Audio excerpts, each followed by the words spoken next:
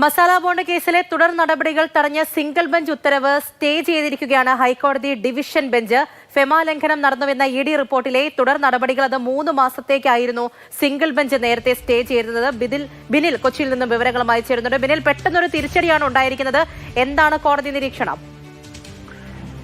പൂജ, masala bond കേസിൽ ഇപ്പോൾ സർക്കാരിന് വലിയ തിരിച്ചടി ഉണ്ടായിരിക്കുന്നു. സർക്കാരിന് മാത്രമല്ല, മുഖ്യമന്ത്രിക്കും അതോടൊപ്പം തന്നെ മുൻ ധനമന്ത്രി തോമസ് ഐസക്കിനും കിഫ്ബിക്കും ഒക്കെ തന്നെ വലിയ തിരിച്ചടിയാണ് ഉണ്ടായിരിക്കുന്നത്. കാരണം മുഖ്യമന്ത്രി അടക്കമുള്ളവരുടെ ഹർജിയിൽ ഇന്നലെ സിംഗിൾ ബെഞ്ച് വീണ്ടും മസാല ബോണ്ടിലെ തുടർ നടപടികൾ 3 മാസത്തേക്ക് സ്റ്റേ ചെയ്തിരുന്നു. ആദ്യം കിഫ്ബിക്കായിരുന്നു സ്റ്റേ അനുവദിച്ചിരുന്നത്. ആ ഉത്തരവിനെതിരെയാണ് ഇന്ന് ഹൈക്കോടതി ഡിവിഷൻ ബെഞ്ചിൽ ഇ.ഡി. അപ്പീൽ ഫയൽ ചെയ്തത്. അപ്പീലിൽ അഡീഷണൽ സോളിസിറ്റർ ജനറൽ വിശദമായ വാദമാണ് നടത്തിയത്. പ്രധാനമായും എൻഫോഴ്സ്മെന്റ് ഡയറക്ടറേറ്റ് കോടതിയെ അറിയിച്ചത് ഇതിൽ ഒരു തീരുമാനം വന്നിട്ടില്ല. അഡ്ജുഡിക്കേറ്റിംഗ് അതോറിറ്റിയാണ് അന്തിമ തീരുമാനമെടുക്കേണ്ടത്. അവർ ഒരു കാരണം കാണിക്കൽ നോട്ടീസ് മാത്രമാണ് നൽകിയിരിക്കുന്നത്. ആ കാരണം കാണിക്കൽ നോട്ടീസിന് സമ്പൂർണ്ണ സ്റ്റേ വരുമ്പോൾ അതിലെ എല്ലാ നടപടികളും തടയപ്പെടുകയാണ്. അത് ശരിയായ രീതിയല്ല, നിയമപരമല്ല. സിംഗിൾ ബെഞ്ച് നിയമപരമായി പ്രവർത്തിച്ചില്ല എന്നതായിരുന്നു അവരുടെ ഏറ്റവും പ്രധാനപ്പെട്ട വാദം. അവിടെയാണ് ഇപ്പോൾ ഡിവിഷൻ ബെഞ്ചിൽ നിന്ന് ഇ.ഡിക്ക് അനുകൂലമായി ഒരു സ്റ്റേ ഉത്തരവ് കിട്ടിയിരിക്കുന്നത്. ഈ സ്റ്റേ വരുന്നതോടുകൂടി ഫലത്തിൽ മസാല ബോണ്ടിലെ തുടർ നടപടികൾക്ക് നേരത്തെ ഉണ്ടായിരുന്ന തടസ്സം നീങ്ങിയിരിക്കുന്നു എന്നതാണ് ഏറ്റവും പ്രധാനപ്പെട്ട കാര്യം. ജനുവരി 5-ന് ഇ.ഡിയുടെ അപ്പീലിൽ വിശദമായ വാദമുണ്ടാകും.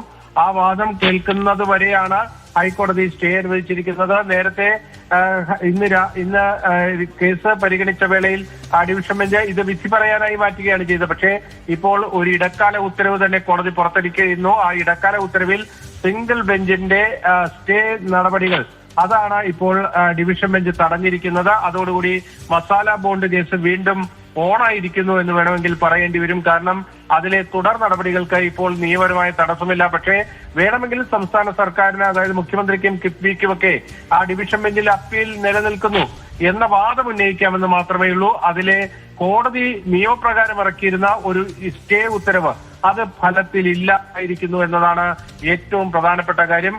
എൻഫോഴ്സ്മെന്റ് ഡയറക്ടറേറ്റിനെ സംബന്ധിച്ചിടത്തോളം ഇതിലെ സമ്പൂർണമായ സ്റ്റേ വന്നത് അവർക്ക് വലിയ തിരിച്ചടിയായിരുന്നു. ആ തിരിച്ചടി മറികടക്കാൻ വേണ്ടി സിംഗിൾ ബെഞ്ച് ഈ 3 മാസത്തെ സ്റ്റേ അനുവദിച്ച് ഏതാണ്ട് 24 മണിക്കൂറിന് തികയുന്നതിന് മുൻപ് അവർ അപ്പീലുമായി ഡിവിഷൻ ബെഞ്ചിലേക്ക് എത്തുകയായിരുന്നു. ആ ഡിവിഷൻ ബെഞ്ചിൽ ഇന്ന് അഡീഷണൽ സോളിസിറ്റർ ജനറൽ നേരിട്ട് ഹാജരായി വിശദമായ വാദമാണ് പറഞ്ഞത്. അവിടെ നമ്മൾ ഇന്ന് ഉച്ചയ്ക്ക് ആ വാർത്ത റിപ്പോർട്ട് ചെയ്തപ്പോൾ തന്നെ പറഞ്ഞിരുന്നു, ഇതിൽ സർക്കാരിനെ സംബന്ധിച്ചിടത്തോളം ആശങ്കപ്പെടുത്തുന്ന 2 വാചകങ്ങൾ ഡിവിഷൻ ബെഞ്ച് വ്യക്തമാക്കിയിരുന്നു. അതായത്, നിലവിൽ നിങ്ങൾക്കെതിരെ കുറ്റമൊന്നും തെളിഞ്ഞിട്ടില്ലല്ലോ എന്നതാണ് കോടതി ചോദിച്ചത്.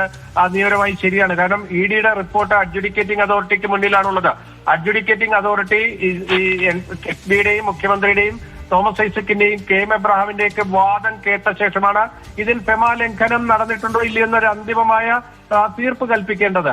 അത് കോടതി ചൂണ്ടിക്കാണിച്ചു. ഇപ്പോൾ നിങ്ങൾക്കെതിരെ കുറ്റം തെളിഞ്ഞിട്ടില്ലല്ലോ, ഹൈക്കോടതിയിൽ ഉന്നയിക്കുന്ന വാദങ്ങൾ അഡ്ജുഡിക്കേറ്റിംഗ് അതോറിറ്റിക്ക് മുന്നിൽ നിങ്ങൾക്ക് പറയാൻ കഴിയുമല്ലോ, അത് പറഞ്ഞാൽ പോരെ എന്ന ചോദ്യമാണ് ആ ഡിവിഷൻ ബെഞ്ച് ഉന്നയിച്ചിരുന്നത്. ആ 2 വാചകങ്ങളാണ് ഇപ്പോഴത്തെ ഇടക്കാല ഉത്തരവിന് കാരണമായിരിക്കുന്നത് എന്ന് വേണമെങ്കിൽ നമുക്ക് പറയേണ്ടി വരും. എന്തായാലും ഈ സ്റ്റേ ഉത്തരവ് സംസ്ഥാന സർക്കാരിനെ സംബന്ധിച്ചിടത്തോളം വലിയ തിരിച്ചടി തന്നെയാണ്.